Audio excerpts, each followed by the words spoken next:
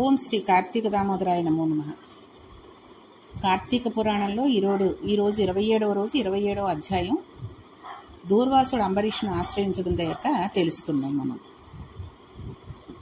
అత్రి మహాముని అగస్త్యునికి మళ్ళీ ఈ రకంగా చెప్పడం మొదలుపెట్టాడు. కుంభసంభవ, ఆ శ్రీహరి దూర్వాసుని ఎంతో ప్రేమతో చేరదీసి ఇంకనూ ఇట్లు చెప్పాను.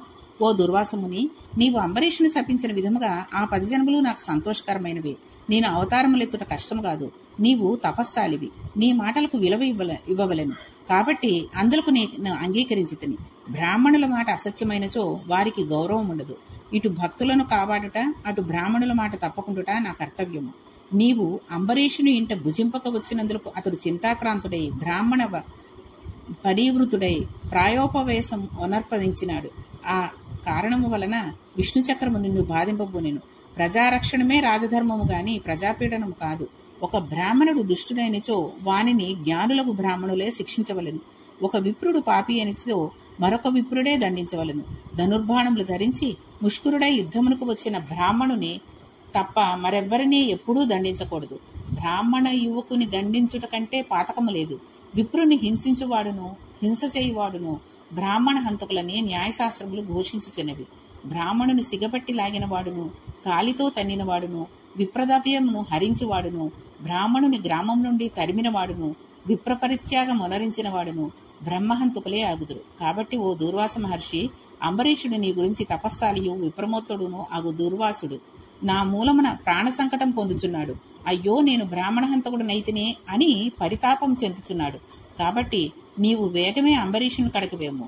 అందువలన మీ ఉభయాలకు శాంతి లభించును అని విష్ణువు దూర్వాసుడికి నచ్చచెప్పి అంబరీషుని వద్దకు పంపెను. కాబట్టి ఎక్కడైతే ఎవరినైతే అవహేళన చేసి ఎవరినైతే తిట్టాడో వాళ్ళ దగ్గరికే ఆఖరికి మళ్ళీ వెళ్లాల్సి వచ్చింది. కాబట్టి ఎవరిని ఏది అనకూడదు అనే విషయాన్ని, ఏమీ అనకూడదు అనే విషయాన్ని మనం తెలుసుకోవాలి. చిన్న చిన్న విషయాల్లోనే చాలామంది చూడండి, ఎదురుగుండా ఉన్నప్పుడు ఒకలా మాట్లాడుతూ ఉంటారు, వెనక్కి వెళ్ళిపోయి వేరే వాళ్ళతో కలిసినప్పుడు వీళ్ళ మీదే చాడీలు చెప్తూ ఉంటారు. కాబట్టి మనం ఎప్పుడైనా సరే మాట్లాడేటప్పుడు చాలా జాగ్రత్తగా మాట్లాడాలి. అందుకే చాలా మందికి తెలిసే ఉంటుంది, నాలిక పళ్ళు మాట్లాడుకుంటున్నాయట.